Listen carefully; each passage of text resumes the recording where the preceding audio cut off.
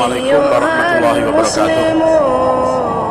Alhamdulillahirabbil alamin wassalatu wassalamu ala asyrafil anbiya'i wal mursalin nabiyina Muhammadin wa ala alihi wa sahbihi ajma'in, amma ba'd. Rabbi shrah li sadri wa yassir li amri wa uqdatam min lisani yafqahu qawli. Hadirin hadirat rahimakumullah. Pada malam hari ini kita akan membahas tema tentang adab terhadap ulama dan para pejuang, ya, para pejuang Islam. Saya ingin memulai kajian atau pembahasan kita malam hari ini dari sebuah situs, ya, dari sebuah laman atau web satu gereja Katolik, ya, yaitu dari Paroki Santa Helena. Karena bagi saya berita ini penting, ya. Saya mendapatkan berita ini dari berbagai media sosial, bahwa pada hari ini saya bacakan apa yang ditulis oleh web satu gereja ini, ya, Paroki Gereja Santa Helena ini. Ya, disebutkan di sini kabar sukacita. Ya, saya baca, kabar sukacita. Jumat 23 September 2016, almarhum, ini yang tertulis di webnya Gereja Katolik, ya.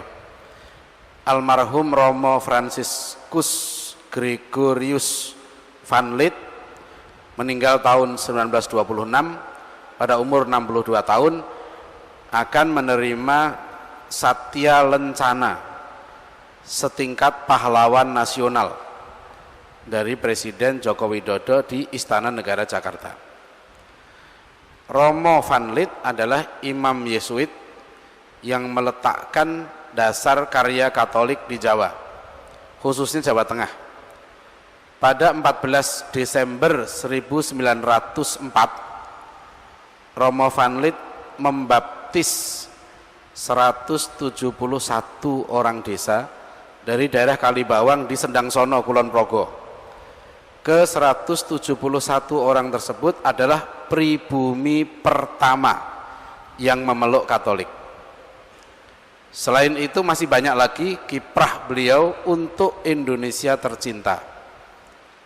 Ya, mesti kelahiran Belanda, Romo Van Lith selalu memperjuangkan kepentingan kaum pribumi. Sungguh seorang tokoh yang sangat inspiratif. Tadi saya sudah tulis artikel di majalah di hidayatullah.com, silahkan lengkapnya dibaca. Saya menanggapi berita ini karena ini bagi kita orang muslim, rahimahullah, ini sebuah peristiwa yang menurut saya sangat penting. Hari ini pemerintah kita memberikan penghargaan yang menurut situs gereja ini, penghargaan itu setingkat dengan pahlawan nasional kepada tokoh yang pertama kali berhasil mengkatolikan ratusan orang pribumi orang Jawa, ya. Bahkan salah satu murid Van Lith ini nanti yang sangat terkenal, namanya adalah Albertus Sugio Pranoto, yang sudah difilmkan menjadi Sugio, sekarang menjadi nama satu universitas Katolik di Semarang, Universitas Sugio Pranoto. Sugio Pranoto ini adalah cucu seorang kiai, cucu Kiai Pujo di Jogja. Kemudian dia masuk ke sekolahnya Frans Van Lith, yang sekolah Van Lith sekarang di Muntilan itu menjadi SMA Pangudi Luhur Van Lith. Silahkan, ada situsnya, dilihat. Ya, jadi Van Lith diakui nanti sebagai tokoh yang berhasil menjebol pertahanan orang muslim di Jawa.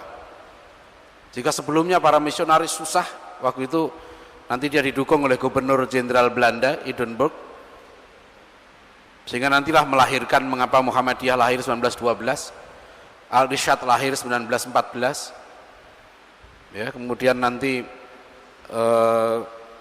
beberapa pondok pesantren, ya, 19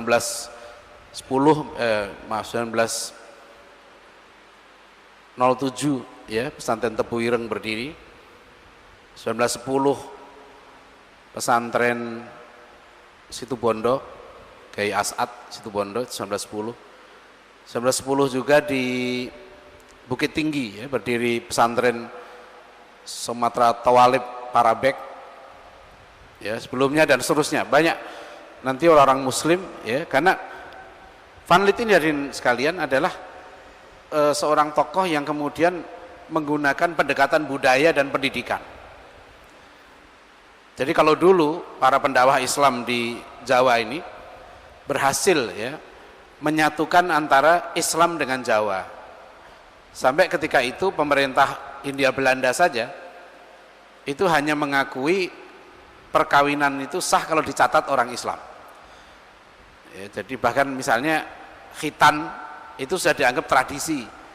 Jadi waktu itu kalau orang tidak khitan itu berarti dia tidak Jawa, gitu ya. Padahal khitan ini ajaran Islam, tapi sudah menjadi budaya.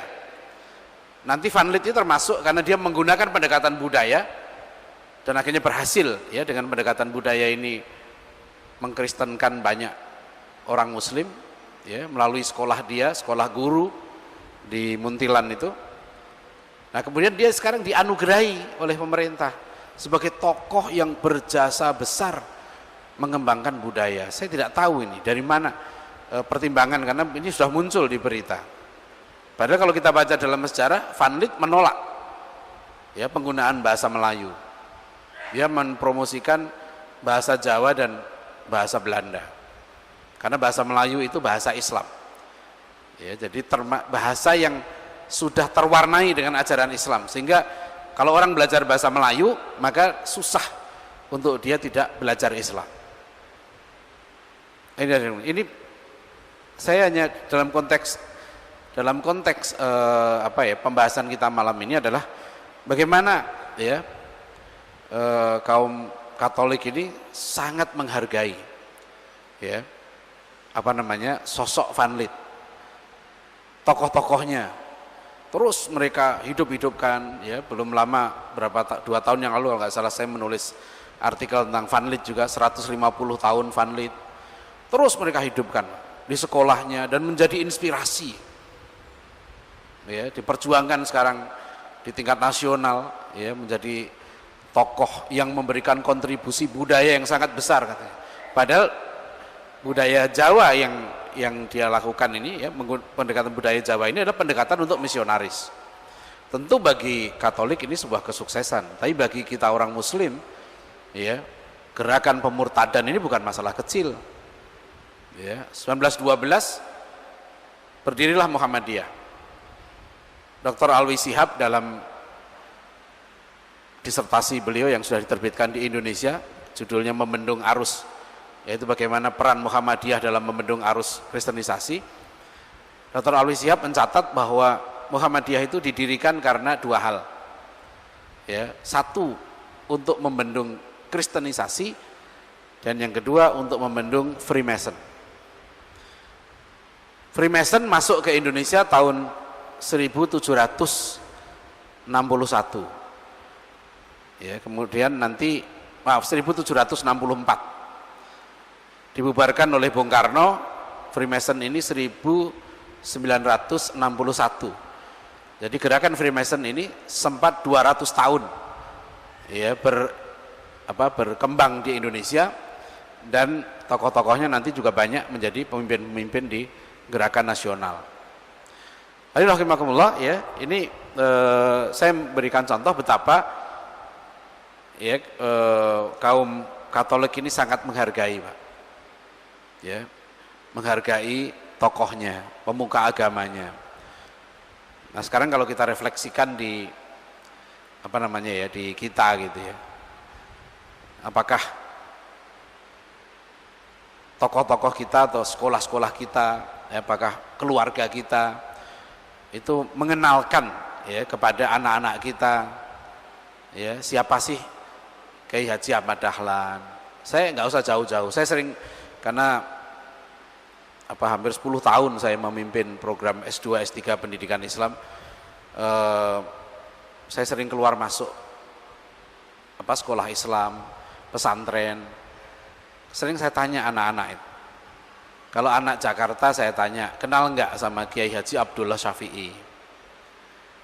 Ya, kalau dia anak Bekasi saja misalnya, saya tanya, sekolah Islam ya, rajin ke masjid ya. Kenal enggak Kiai Haji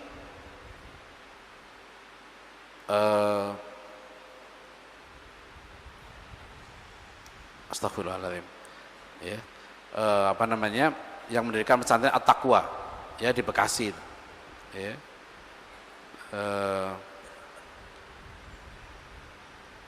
Ya ulama yang ya Kiai Abdullah Syafi'i di Jakarta, di Bekasi. Ada ingat siapa? Ya pendiri pesantren At-Taqwa yang luar biasa ya di Bekasi itu, yang beliau dikenal sebagai singa Betawi, ya pahlawan juga, ya pahlawan nasional. Itu nggak dikenal Pak oleh anak-anak kita sekarang. Idul Fitri yang lalu saya khutbah Id di Bukit Tinggi, sampai di mimbar khutbah itu saya menangis karena saya tanya, Bukit Tinggi itu nggak jauh dari tempatnya Buya Hamka. Disitulah sosok ulama yang luar biasa, ya ulama yang begitu banyak karyanya, begitu banyak menginspirasi. Ya. Tapi saya tanya pada tokoh-tokoh di sana, apakah di masjid-masjid kita itu ada bukunya Buya Hamka? Apakah di sekolah-sekolah kita ajaran-ajaran Buya Hamka ini diajarkan? Gak usah jauh-jauh kita dari tokoh yang lain. Di Padang itu misalnya ada sosok ulama wanita yang luar biasa, namanya Rahma El Yunusiyah. Beliau seorang ulama wanita, seorang wartawan, pendiri pesantren Diniyah Putri Padang Panjang. Ya. Kemudian beliau juga pejuang. Rahma El Yunusiyah ini saya dengar cerita dari seorang tokoh Islam di Padang. Beliau itu ikut bergerilya dengan Pak Nasir di hutan juga, dan nyetir truk sendiri. Jadi nyetir truk, ulama, wartawan, pendiri pesantren. Kan saya tanya, ulama hebat seperti ini apakah dikenalkan sosoknya di sekolah-sekolah kita? Siapa yang Anda kenang sebagai sosok wanita paling hebat di negeri kita ini? Kenapa anak-anak kita di daerah kita tidak dikenalkan itu? Kalau anak-anak kita sekarang saya tanya, siapa sih tokoh pendidikan nasional kita? Dengan mudah mereka selalu menjawab Ki Hajar Dewantoro. Bahkan mereka ingat betul karena hari lahir beliau 2 Mei, jadi maulidnya Ki Hajar Dewantoro itu selalu diperingati. Maulidnya Syekh Ahmad Surkati nggak tahu diperingati nggak, ya, tapi maulidnya Ki Hajar Dewantoro 2 Mei itu diperingati, Pak. Bahkan diperingati sebagai Hari Pendidikan Nasional.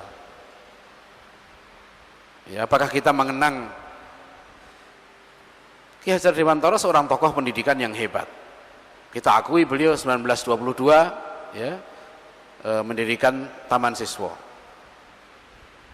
1912 sudah berdiri Muhammadiyah. Syekh Ahmad Surkati mendirikan Al-Irsyad 1914. Juga dengan melalui sekolah. Ya, tadi yang saya sebutkan. 1905 saja sudah berdiri Mambaul Ulum di Solo. Jadi kalau kita lihat anak-anak kita tidak kenal. Saya tidak mau menyalahkan sistem sejarah, tapi saya hanya mengenal mengapa kita ya sebagai orang muslim gitu tidak mengajarkan anak-anak kita untuk mengenal ini.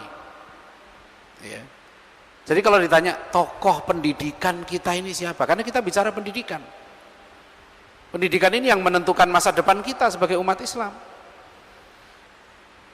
Sekarang di Jakarta detik-detik ini sibuk membahas tentang calon gubernur, ya.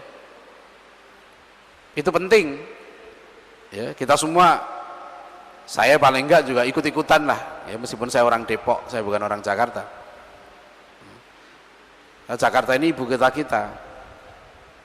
Orang nggak pernah terfikir sesuatu yang nggak pernah terbayangkan sebelumnya oleh para ulama di Jakarta bahwa suatu ketika kita sudah merdeka gitu ya, pemimpin di Jakarta adalah seorang non muslim. Nggak pernah terfikir, mimpi pun para ulama kita nggak pernah. Dan ketika disurvei, loh kok banyak yang dukung.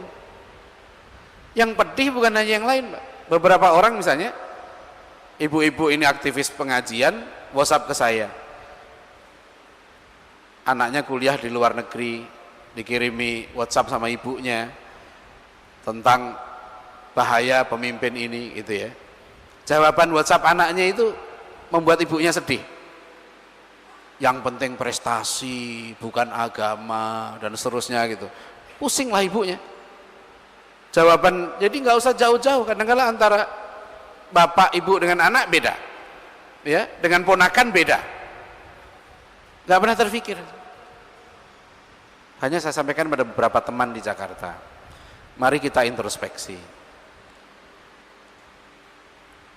Kalau suatu ketika orang memilih pemimpin, tidak lagi melihat faktor agama, yang salah siapa?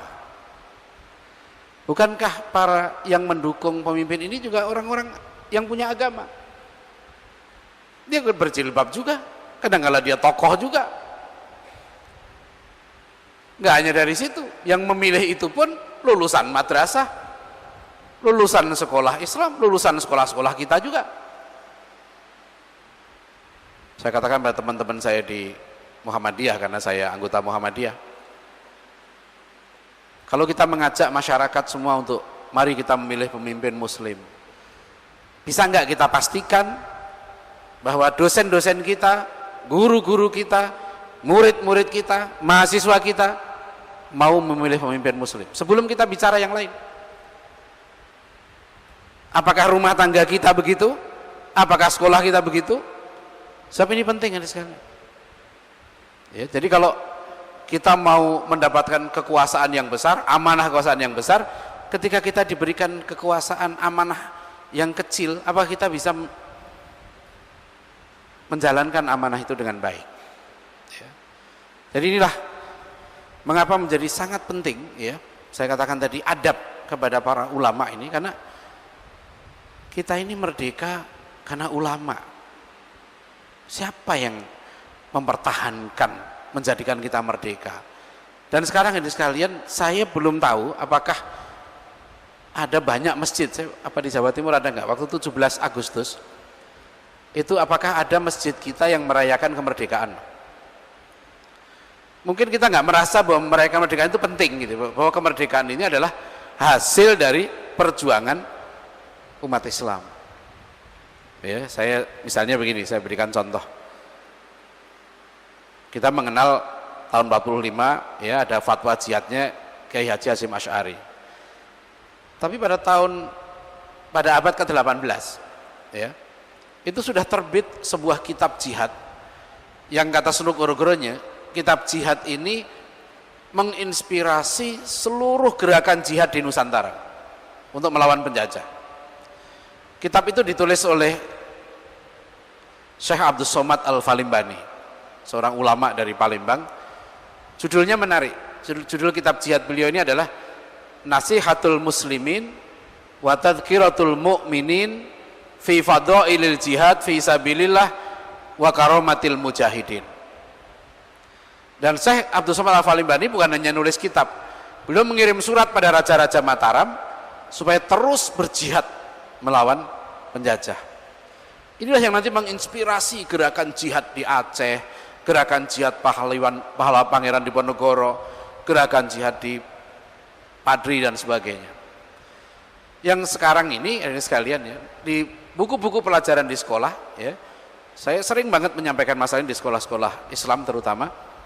Mohon hati-hati karena di buku sejarah buku IPS terpadu SMP itu pelajaran sejarah disampaikan tentang kegagalan perjuangan, ya, para pejuang dulu adalah begini, ya. Nanti baik kita lanjutkan, ya, karena kita sudah masuk waktu Isya.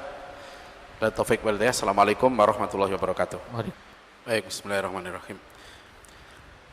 Baik, kita lanjutkan, ya. Jadi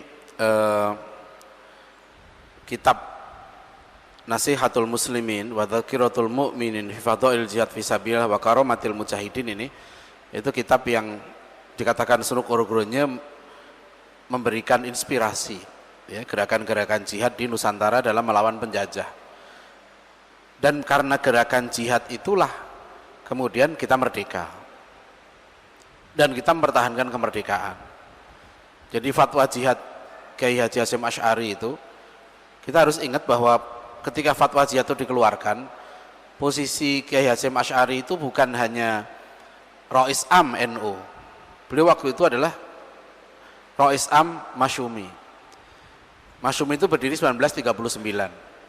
Dan di dalam Masyumi itu di majelis syuronya duduk para pimpinan ormas Islam. Kiai Hasyim Asy'ari, wakilnya Ki Bagus Hadi Kusumo, ketua Muhammadiyah, wakilnya lagi nanti Kiai Haji Wahid Hasyim, wakilnya lagi nanti Kasman Singodimedjo Muhammadiyah, dan beberapa tokoh yang lain. Jadi kita ini pernah bersatu seluruh organisasi Islam di bawah seorang pemimpin ya. Baru pecah tahun 54 menjelang pemilu tahun 55, ada banyak faktor di situ. Oleh karena itu kalau kita perhatikan dalam sejarah bagaimana misalnya kita pernah membahas dulu di sini tentang pentingnya kita memahami sejarah itu.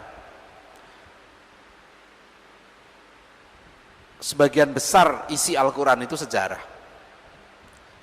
Ya, makanya tokoh-tokoh kita sudah memahami, Buya Hamka dan lain memahami dalam tafsir Al-Azhar ya, ayat membahas surat Al-Maidah ayat 55 dan seterusnya. Buya Hamka menulis salah satu cara ya kaum misionaris dan orientalis untuk merusak Islam adalah melalui pengajaran sejarah. Dan Buya Hamka di tahun itu, artinya waktu beliau ditahan tahun 62 dan seterusnya ya, itu sudah menulis ya Buya Hamka itu di dalam tafsir beliau ini, bahwa bangsa kita, kata Buya Hamka, dididik lebih mencintai Gajah Mada daripada Raden Patah. Saya sering bertanya kepada ibu-ibu majelis taklim, anak-anak sekolah gitu ya, kenal enggak Adipati Yunus? Ya, itu kenal dengan Pangeran Sabrang Lor. Bagaimana seorang raja Demak, kerajaan Islam pertama di tanah Jawa ini, memimpin sendiri ekspedisi jihad ke Malaka menyerang Portugis. Jadi menyerangnya enggak sembarangan. Kerajaan Demak itu mengirim sekitar 275 kapal perang. Jadi di zaman itu Kerajaan Demak sudah bisa memproduksi kapal perang bersama Kerajaan Bone. Dan beliau mimpin, rajanya mimpin sendiri dan syahid. Ya. Melawan penjahat. Bagaimana Sultan Agung misalnya dari Jogja mengirimkan pasukan ke Jakarta.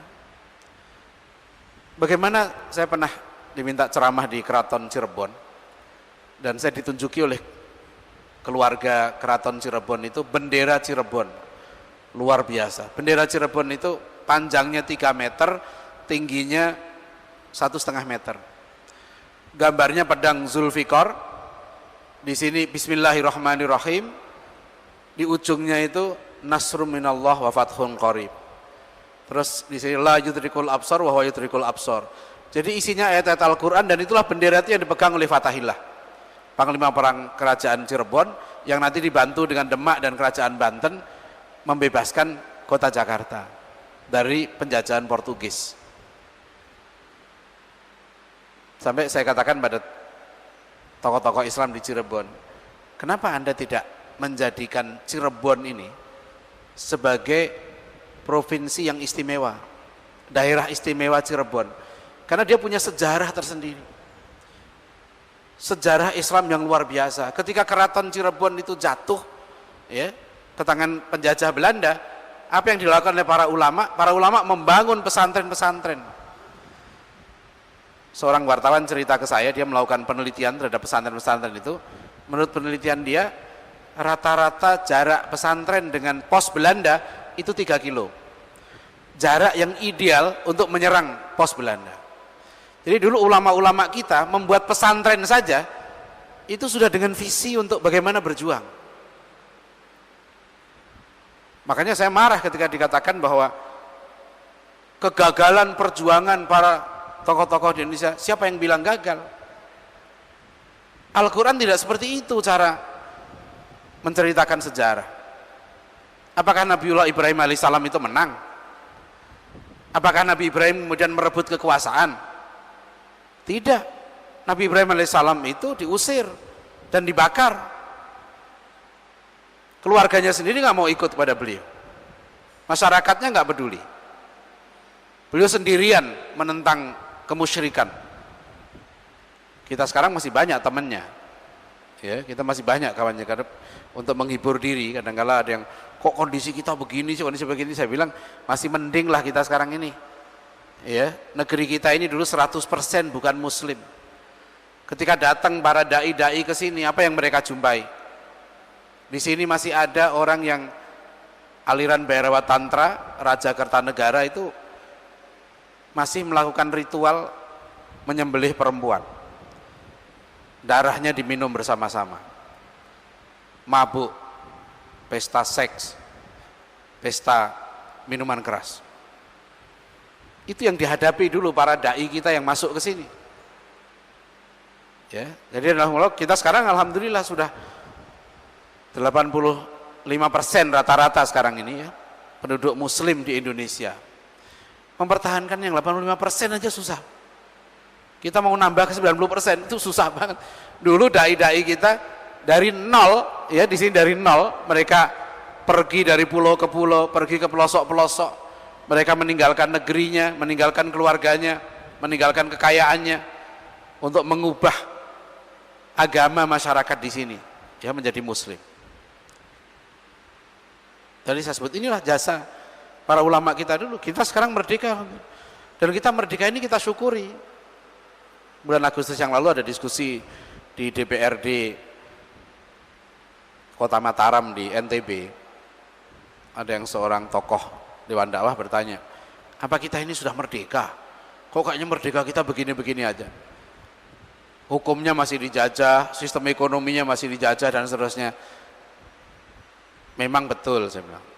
Tapi kemerdekaan kita harus kita syukuri. Karena saudara kita di Palestina ingin merdeka seperti kita aja susah, Pak. Saudara kita di Palestina itu nggak punya mata uang sendiri, nggak punya bandara sendiri, nggak punya paspor sendiri. Itu aja susah, nggak punya tentara sendiri. Saudara kita di Kashmir sampai sekarang nggak bisa. Saudara kita di Rohingya, saudara kita di Patani. Jadi kita ini mendapat nikmat loh kemerdekaan. Dan dulu ulama kita semua sepakat.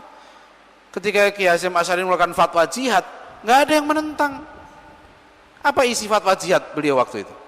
1, fardu ain hukumnya mempertahankan kemerdekaan Indonesia. Dan wajib melawan penjajah, fardu ain hukumnya bagi penduduk yang berada dalam jarak safar dari kota Surabaya ya sekitar 84 km. Fardu ain hukumnya melawan penjajah. Yang kedua, siapa yang meninggal dihukumi syahid. Yang ketiga, siapa yang membantu penjajah bunuh. Tegas. Dan kita tahu apa yang terjadi di kota Surabaya kemudian. Makanya pernah beberapa kali di sekolah Islam kalau Hari Pahlawan diputarlah itu pidatonya Bung Tomo ya. Berapi-api Allah luar biasa pidato Bung Tomo itu. Cuma saya tanya, tahu nggak bahwa pidato Bung Tomo itu sudah dikonsultasikan dengan Kiai Haji Hasyim Asy'ari? Kenapa nama beliau nggak pernah disebut ketika kita bicara 10 November? Kenapa ketika kita memperingati hari kemerdekaan ulama nggak dilibatkan? Dan yang namanya memperingati kemerdekaan adalah upacara bendera dengan dangdut. Jadi yang baca Quran di masjid, zikir, ya, bersyukur, khataman Quran misalnya, itu nggak ada agenda. Karena mungkin kita nggak merasa juga. Sebab itu sudah yang namanya peringatan kemerdekaan, itu upacara bendera dengan dangdutan, tambah balap karung, lomba lari makan kelereng, makan apa namanya, lomba makan kerupuk ya sama kelereng gitu ya. Jadi itu yang anak-anak ya itu ya. Tapi kita alhamdulillah Pak, kita ini bangsa yang dikenal suka pesta memang. Ada teman yang dari Korea cerita, waktu kemerdekaan Korea itu ya nggak sepi-sepi aja. Di Malaysia itu nggak ada, orang Malaysia itu ngiri sama kita. Kalau mereka datang ke Indonesia pas 17-an, waduh, dari RT sampai apa itu rame betul. Ya kita seneng memang begitu ya, jadi lumayan lah. Cuma kemarin saya lihat ada satu masjid di Halim, satu masjid yang memperingati kemerdekaan dengan lomba tahfidz Quran, ya, nah, itu bagus tuh. Karena kita sudah mengakui loh bahwa kita merdeka itu atas berkat rahmat Allah yang Maha Kuasa dan dengan didorongkan oleh keinginan luhur. Ini kan akidah Ahlussunnah wal Jamaah. Itu menolak faham Qadariyah, Mu'tazilah dan faham Jabariyah. Kita mengakui bahwa kemerdekaan kita itu hasil merupakan rahmat dari Allah, sekaligus juga ada unsur usaha didorongkan oleh keinginan luhur. Jadi tapi ketika kemudian kita nggak kenal dalam bidang-bidang pendidikan, ya dalam bidang politik, nggak kenal Pak. Bagaimana Muhammad Natsir berpidato tahun 57 di Konstituante. Saya 2 tahun yang lalu, 2014, 3 bulan saya nyepi ke Kuala Lumpur dan saya baca ulang pidatonya Pak Nasir, tulisan Pak Nasir, tulisan Buya Hamka, tulisan Haji Agus Salim. Masya Allah, luar biasa. Ini saya baca itu kaget, artinya saya udah pernah baca, tapi saya baca ulang lagi. Begitu hebatnya tokoh Pak Nasir itu sebagai anggota parlemen tahun 57. Nggak kayak sekarang Pak. Dulu anggota parlemen itu di Konstituante betul-betul memperjuangkan akidah dan syariat Islam. Dan beliau mengupas bahaya sekulerisme bagi bangsa kita ini, jelas sekali. Dan apa yang diingatkan Pak Nasir tahun 67 itu sekarang kejadian. Bagaimana sekulerisme itu faham membuang Tuhan, ladiniah. Bangsa kita cuma punya 2 pilihan, mau sekuler atau pilih agama. Itu saja. Kalau Anda bicara tentang kemanusiaan, kemanusiaan itu sumbernya apa? Humanity itu sumbernya apa? Kalau Anda bicara ilmu pengetahuan itu sumbernya apa? Haji Agus Salim misalnya sekarang, beliau luar biasa. Umur 20 tahun sudah diangkat sebagai konsul oleh Hindia Belanda. Jadi waktu itu orang pribumi itu jarang Pak, diberi kepercayaan sampai pejabat tinggi seperti Haji Agus Salim. Beliau umur 20 tahun sudah jadi konsul di Jeddah. Dan selama 5 tahun Haji Agus Salim ini belajar sama ulama-ulama di Mekah. Yang luar biasa kemudian Belanda ingin memanfaatkan dia sebagai mata-mata terhadap syarikat Islam. Justru akhirnya Haji Agus Salim menjadi tokoh syarikat Islam. Dan akhirnya beliau menjadi guru politik bagi Pak Natsir, ya, bagi seluruh guru bangsa. Bulan Ramadan yang lalu saya diundang keluarga besar Haji Agus Salim sampai cicitnya, ngumpul semua di Jakarta. Dan saya sampaikan pada keluarga besar ini, saya bilang, saya membaca riwayat Haji Agus Salim ini luar biasa. Beliaulah seorang tokoh yang seorang cucunya cerita kepada saya, mengapa namanya Haji Agus Salim. Waktu itu nggak sembarangan orang berani pakai nama Haji, dan Haji Agus Salim itu sengaja, jenggotnya sengaja dipelihara, ya, beliau tetap pakai sarung, kemana saja beliau pergi itu identitas Islamnya beliau tunjukkan. Kadang-kadang beliau diejek seperti kambing karena jenggotnya katanya itu mirip jenggot kambing, ya, beliau nggak peduli. Tapi yang hebat lagi coba, Haji Agus Salim itu punya 10 anak, semua nggak disekolahkan, dan beliau didik sendiri 10 anak itu. Kemudian 3 meninggal waktu kecil. Karena beliau apa? Tidak mau anak-anak saya nanti punya mental inlander, punya mental jajahan. Ya, beliau menanamkan rasa percaya diri yang luar biasa. Suami istri ini mendidik anak, dan dari kecil anak-anaknya dididik termasuk dengan bahasa Belanda. Banyak cerita-cerita, dan misal sebagai contoh ya, bagaimana kejelian Haji Agus Salim membaca potensi Buya Hamka. Buya Hamka nulis di buku 100 tahun Haji Agus Salim, waktu itu beliau izin untuk tinggal di Mekah, mau ngaji bertahun-tahun di Mekah. Haji Agus Salim menyarankan, kamu pulang ke Indonesia, jadi ulama itu di Indonesia. Istilah Haji Agus Salim begini, 20 tahun kucing itu di Mekah tetap ngeong. Dan 20 tahun kamu di Mekah, nanti kamu pulang jadi tukang doa. Buya Hamka kemudian bercerita, ketika beliau pergi ke Sabah, ada seorang ulama yang berdoa, disuruh berdoa sama ini, Pak Cik berapa tahun di Mekah? 20 tahun. Ini kejelian seorang Haji Agus Salim membaca potensi Buya Hamka.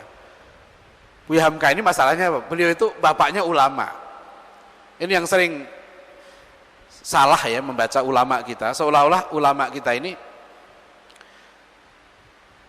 kan kadang-kadang saya tanya begini Pak, tokoh yang lahir secara otodidak, pendidikannya adalah Buya Hamka ya, ini saya biasanya dipilih Buya Hamka.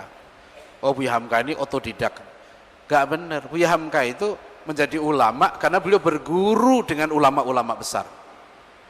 Beliau berguru dengan ayahnya sendiri, beliau berguru dengan Haji Agus Salim, beliau berguru dengan Ki Bagus Hadikusumo, beliau berguru dengan Buya Malik Ahmad dalam soal akidah. Jadi kalau kita lihat riwayat para ulama kita dulu, bukan mereka itu tidak punya guru, belajar sendiri, enggak. Ya, inilah yang di dalam kitab adab ya, karangan Ibnul Jamaah, Tadhkiratus Sami' wal Mutakallim fi Adabil Alim wal Muta'allim, itu disebutkan seorang ulama di situ menasihati anaknya, ya bunayya ashibil fuqaha wal ulama, wahai anakku ya, suhbah, kamu bergaullah dengan para ulama dan para fuqaha, wa ta'allam minhum, dan belajarlah ilmu pada mereka, wa khudh adabahum, dan ambillah adab mereka, fa inna dzalika ahabu ilayya min aktsaril hadis, itu lebih aku sukai daripada kamu menghafal banyak hadis. Ya, jadi ini nanti di kalangan para ulama, makanya mengapa para ulama kita selalu mengingatkan pentingnya adab. Ya, kata Imam Malik rahimahullah, ta'allamul adab qoblal ilm, belajarlah kamu adab sebelum ilmu. Tahun lalu saya ke Sudan dan bertemu dengan Syekh Amin Al-Hajj ya, ketua Rabitatul Ulama Islam. Saya dapat buku beliau banyak, salah satunya bukunya Al-Ilmu. Nah, buku itu menarik karena di situ beliau juga menekankan soal adab ini. Ya, dan saya kutip di tulisan saya di hidayatullah.com juga perkataan dari Al-Laith Ibn Sa'ad. Al-Laith Ibn Sa'ad mengatakan begini, ta'allamul hilm qoblal ilm, belajarlah kamu sikap lembut sebelum ilmu. Jadi ulama kita dulu itu punya konsep pendidikan itu jelas. Ya, kalau bagaimana menghargai para ulama itu, bergaullah kamu dengan para ulama itu. Ambillah ilmunya dan ambillah adabnya. Bahkan adab itu didulukan daripada ilmu. Jadi ulama dulu, murid-muridnya itu disuruh beradab dulu. Sopan santun kepada ulama benar, adab pada guru benar, adab pada orang tua benar, adab majelis benar, ya. Jadi sekarang kalau kita nggak mengikuti ini, ya, nggak adab tradisi para ulama itu, nggak bisa, Pak. Saya coba misalnya di daerah Jakarta itu anak-anak kecil itu dulu di SD itu dulu sudah belajar kitab adab. Ya, kitab Adabul Insan, kitab Risalah Dua Ilmu, itu anak SD. Dulu di kampung saya di daerah Padangan Bojonegoro, itu saya waktu SD itu kalau malam ya itu sudah harus ngaji ke surau, ngaji kitab-kitab adab itu, Al-Akhlaq lil Banin, ya, kemudian ke SMP saya ngaji kitabnya Imam Ghazali, Bidayatul Hidayah, itu kitab adab. Dulu kitab adab ini ada bangun tidur, ada masuk kamar mandi, ada sholat jamaah, ya, ada menuntut ilmu. Dan selalu kalau kita perhatikan ya, kitab adab yang pertama untuk anak-anak ini sekalian, itu adab ilmu. Bagaimana anak itu harus ikhlas cari ilmu. Saya praktekkan untuk anak saya sendiri. Ya, saya punya anak 7. Bagaimana anak saya yang ngafal Quran setahun, selesai, kemudian ke Sudan ambil bahasa Arab. Bagaimana anak yang kita didik, adabnya dulu didulukan. Ya. Didik aja di adab sholat, adab pada orang tua, nasihat-nasihat para ulama, ikhlas mencari ilmu. Beda nih, beda. Silahkan dicoba ya anak-anak kita, itu ajari adab, belajar adab, dan jangan kaitkan dengan ujian. Dengan nanti anak-anak sekolah yang dia belajar agama, tapi niatnya itu untuk jawab soal ujian. Nggak kena. Itu banyak pengurus yayasan, kepala sekolah tuh, gimana sih nanamkan adab itu gimana? Ya lihat aja Rasulullah SAW. Menanamkan adab itu contoh, Rasulullah itu menjadi contoh. Yang kedua, Rasulullah itu sering dialog dengan sahabat. Bahkan murid beliau dipanggil sahabat, teman. Ya, makanya Rasulullah habis sholat, ngobrol dengan sahabat. Seperti Nabiullah Ibrahim alaihissalam. Bagaimana mengajak dialog anaknya. Ya bunayya, inni ara fil manam ani adbahuka fangdur madza tara. Coba Nabi Ibrahim aja nggak pernah ketemu anaknya bertahun-tahun, anaknya ditinggal di gurun pasir, anaknya nggak dendam sama bapaknya. Kalau sekarang nggak tahu ya kalau ada bapak seperti itu ya. Anaknya ditinggal, bayinya ditinggal, nanti terus tiba-tiba bapaknya datang mau nyembelih anaknya. Dan jawaban Nabi Ismail kita tahu. Qala ya abati if'al ma tu'maru satajiduni insyaallah minas sabirin. Gimana Pak didik anak seperti ini? Anak kita pesantrenkan bertahun-tahun. Ya. Ini bukan saya sendiri ngalami soalnya. Enggak gampang ternyata gitu ya. Terus menerus kita sebagai orang tua. Dan salah satu, kenapa saya katakan adab pada ulama dan para tokoh ini penting? Karena anak-anak kita jangan sampai hilang gambaran. Kita ini dengan Rasulullah itu jauh, ya. Dan setelah Rasulullah nggak ada nabi lagi. Kalau Bani Israel dulu kata Rasulullah, nabi meninggal diganti nabi seterusnya. Maka Bani Israel itu diistimewakan oleh Allah memang, yaitu selalu dipimpin oleh para nabi. Tapi setelah Rasulullah SAW nggak ada nabi lagi. Siapa yang melanjutkan kepemimpinan Rasulullah? Para ulama. Al ulama warathatul anbiya. Makanya kalau kita nih sekalian, saya sederhana aja. Kalau organisasi kita, masjid kita, sekolah kita nggak ada ulamanya, yang nggak ada bintang. Rasulullah mengatakan ulama ummati kan nujum, ulama umatku itu seperti bintang. Saya sering mengingatkan masjid-masjid besar gitu ya. Al-Irsyad ini belum nih. Kalau saya ke Masjid Al-Azhar saya tanya, dulu kan imam besarnya di sini Buya Hamka, ya. Saya tanya, sekarang siapa penggantinya Buya Hamka? Padahal Rasulullah bersabda, ulama itu pewaris Nabi. Sedangkan kita wajib melanjutkan perjuangan Rasulullah SAW. Yang mimpin perjuangan ini siapa? Itu kan implisit. Rasulullah mengatakan harus ulama. Karena ulama lah yang memahami agama ini ad-din, dia harus tafaquh fid-din. Karena tugas Nabi itu kan walladzi ba'atsa fil ummiyina rasulan minhum yatlu 'alaihim ayatihi wa yuzakkihim wa yu'allimuhumul kitaba wal hikmah. Jadi ulama ini harus seperti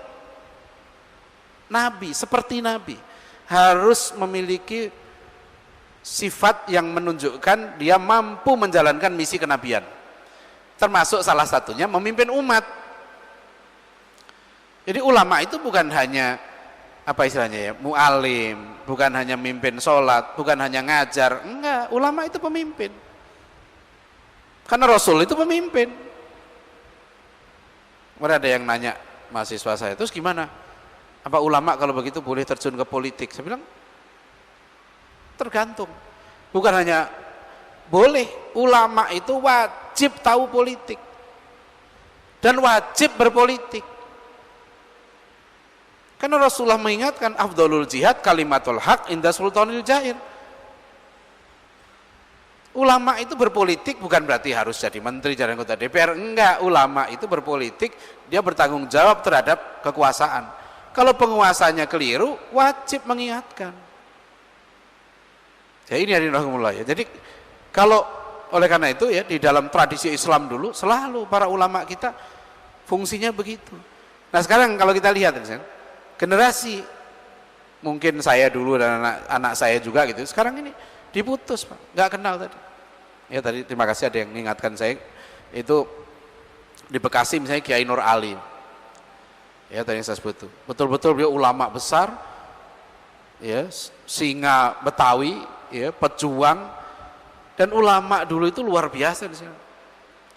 Sebagai contoh misalnya yang namanya Syekh Yusuf Makosari, ya kita kenal kemudian ya beliau bukan hanya ulama yang alim, beliau ini ya ulama, penulis, beliau juga pandai pidato, beliau juga memimpin perang. Beliau ini di Sulawesi Selatan diambil menantu oleh Raja Goa.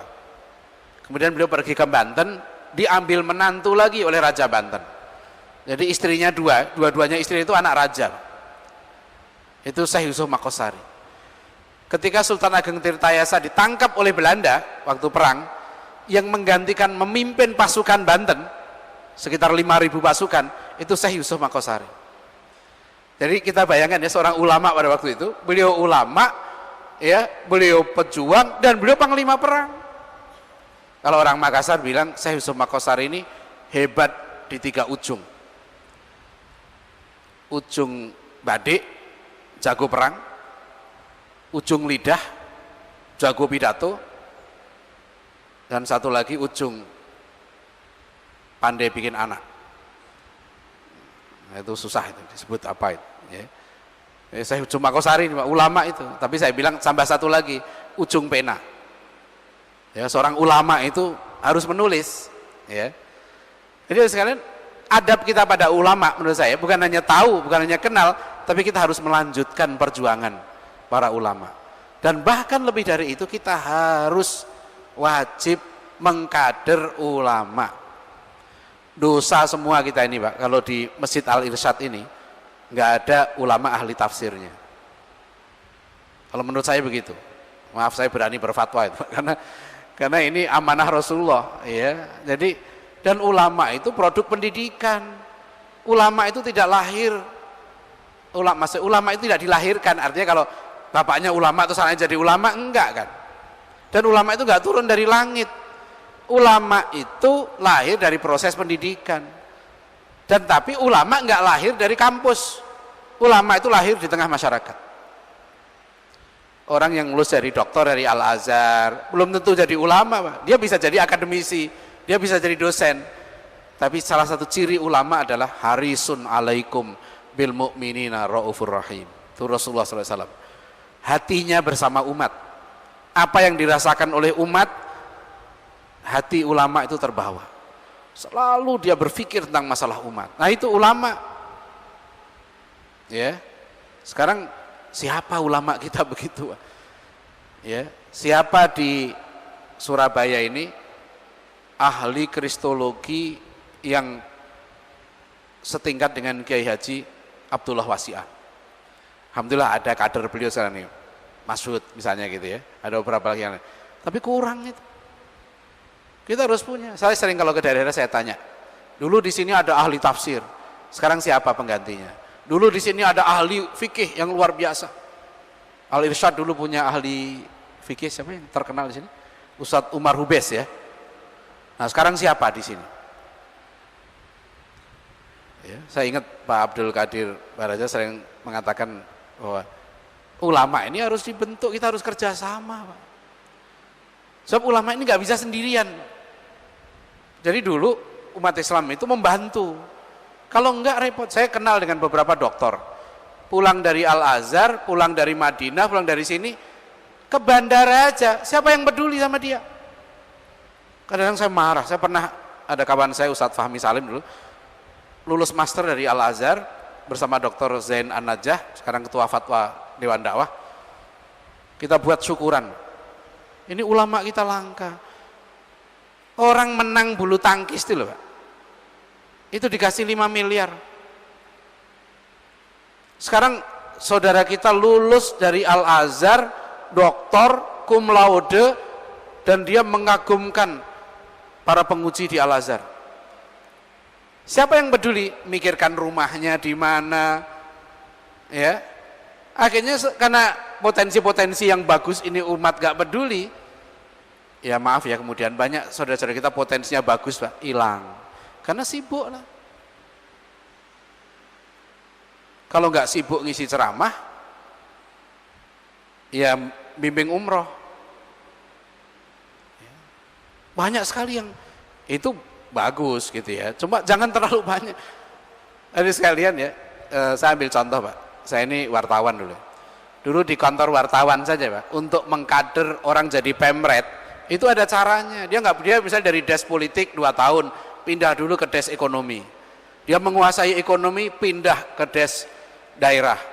Setelah dia menguasai ini, dia diminta off berapa bulan untuk riset dan menulis, dibiayai untuk itu. Lihat oleh ilmuwan barat, mereka peduli itu. Oke, kamu dan keluarga kami tanggung, sekarang kamu mulazamah dengan ulama di sana 1 tahun kami biayai, Anda pulang tulis 1 tafsir. Nah, kalau kita umat ini nggak peduli begitu, kita nggak akan pernah punya ulama yang setingkat dengan Buya Hamka, Ustadz Umar Hubes dulu, yang levelnya internasional. Karena semua orang itu ada kaderisasi. Seperti tadi saya contohkan, bagaimana orang-orang lain mengkader. Hadirin sekalian ya, untuk mencetak seorang doktor tahun 2010 di Inggris, itu anggaran pemerintah 1,2 miliar. Seorang dokter kuliah 3 tahun di Inggris, itu SPP-nya saja 600 juta. Belum biaya hidup bulanan yang sangat mahal, total 1,2 miliar. Sekarang ada yang menyebut sudah 1,5 miliar. Waktu itu saja ada yang 1,8 miliar. Untuk mencetak seorang master di Monash University, itu anggarannya di atas 1 miliar.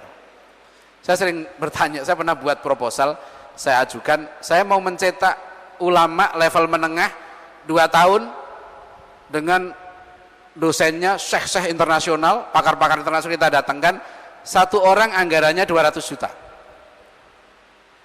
Itu ada pengusaha yang saya kasih itu geleng-geleng, mahal banget.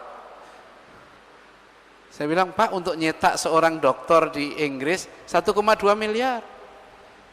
Lahirkan 1 ulama, dia akan menjadi sinar, menjadi bintang. Ini adab, ya, adab kita. Jadi kita sekarang kita nggak bisa nunggu. Apalagi kalau kita berpaham, ya saudara, hari akhir ulama emang langka, enggak begitu. Ya, kita ini masih punya kemampuan, insya Allah. Karena maaf ya, mungkin bukan di Al Irsyad, Pak. Saya tahu ada masjid pernah saya tegur, karpetnya masih bagus, ya. Tahu-tahu diumumkan ke jamaah, karpet mau kita ganti, 1 meternya 400.000. Saya bilang, apa nggak ada program lain? Ya. Ada nggak ulama di sini? Kalau kita mau menjadikan masjid kita sebagai pusat peradaban, pusat ilmu, bukan bukunya dulu, lahirkan dulu ulamanya. Jadi di masjid ini, Al Irsyad ini, 10 tahun lagi, di sini harus ada sederetan ulama. Ada yang ahli sejarah Islam, ada yang ahli kristologi, ada yang ahli Yahudi, ada yang ahli fikih, ada yang ahli hadis, ada yang ahli tentang agama-agama lokal, misalnya Hinduisme, ada yang ahli tentang kebatinan. Sofan ka'annahum bunyanun marsus. Ini salah satu ya, menurut saya adab pada para ulama kita dulu begitu, Pak. Dan dulu itulah kenapa ya para ulama dulu karena mereka dibiayai oleh umat. Kalau memang negara harusnya biaya itu peduli negara, tapi kalau sekarang negara nggak peduli, ya sudah kita saja. Hadirin rahimakumullah, ini adab, Pak. Jadi kemudian para pejuang kita ini, anak-anak kita sekalian, kalau tidak tahu bahwa dia itu kelanjutan dari para ulama ini, perjuangannya. Dia nggak merasa sejarah itu seperti kaca spion. Ya, kita akan maju ke depan melihat ke belakang. Kalau kita melihat ke belakangnya salah, buram di situ, nggak bisa kita maju ke depan. Jadi kenapa misalnya anak kita tidak merasa dia merupakan pelanjut dari Pak Natsir, ya, tidak merasa pelanjut dari perjuangan Syekh Ahmad Surkati. Saya baca ulang konsep-konsep pendidikannya Hasan Persis, kurikulum Muallimin Muhammadiyah Jogja. Ternyata hampir semua dulu sekolah-sekolah kita sebelum merdeka, Pak, itu tingkatan muallimin, tingkatan SMA sekarang itu sudah melahirkan para ulama waktu itu. Saya cek kenapa ya kok dulu SMA saja di masa itu sudah melahirkan ulama. Ternyata salah satu kuncinya gurunya itu ulama. Syekh Ahmad Surkati itu ulama besar di Mekah. Beliau datang ke sini ngajar anak SMA. Lahirlah seperti Profesor Rasyidi. Murid-murid beliau menjadi ulama-ulama karena memang gurunya ulama.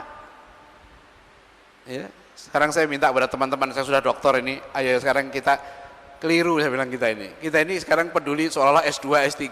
Coba sekarang kita semua ini ngajar mulai SMA. Sekarang saya malah ngajar Islamic Worldview, mata kuliah saya untuk S3. Itu anak saya yang kelas 6 SD. Yang kelas 6 SD di sekolah saya pisahkan. Sekarang anak kelas 6 SD karena ada anak saya di situ, sekolahnya di rumah saya.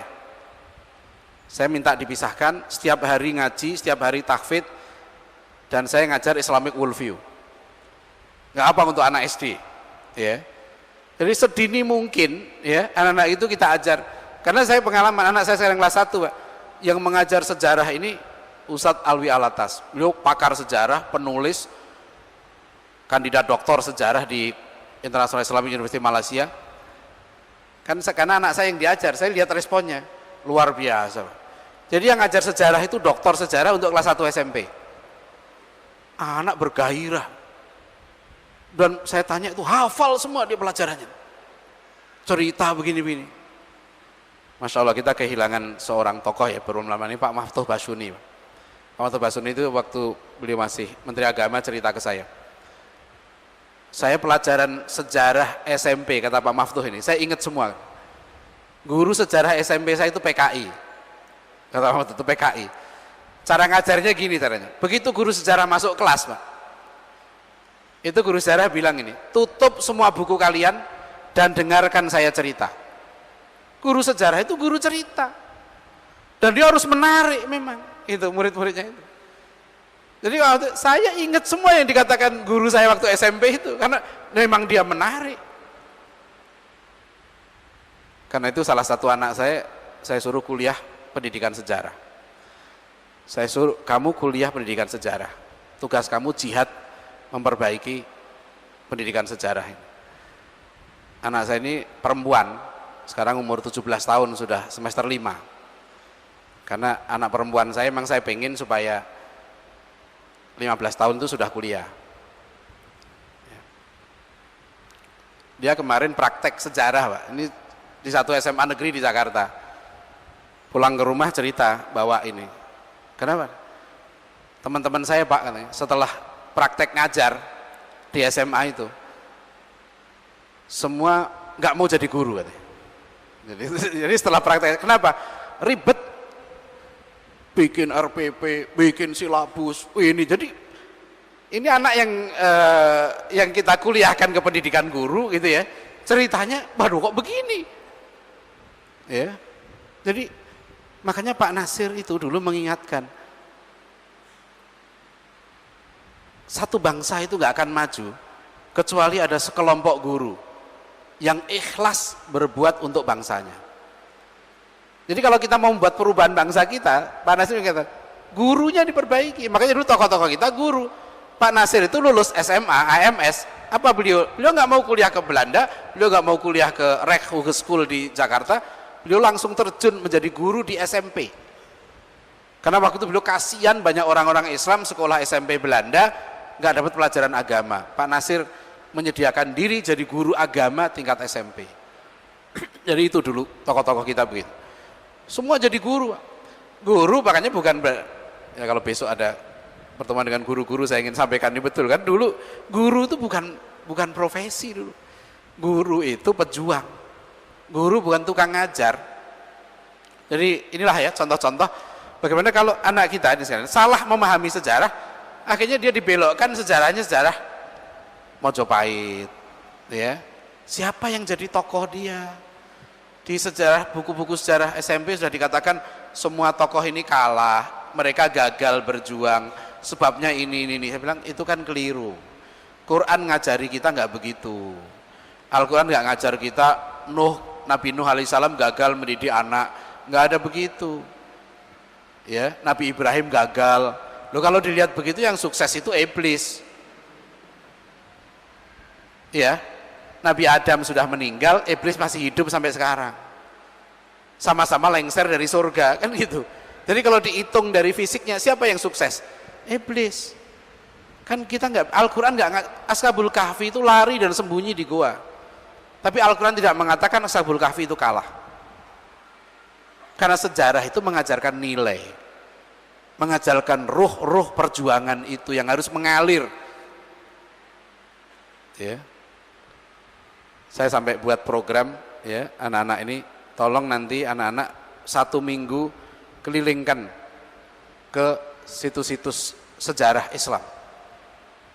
Saya pernah diajak masuk ke Gua Selarong di Ponorogo itu. Di situ saya baru paham Diponegoro itu betul-betul mujahid.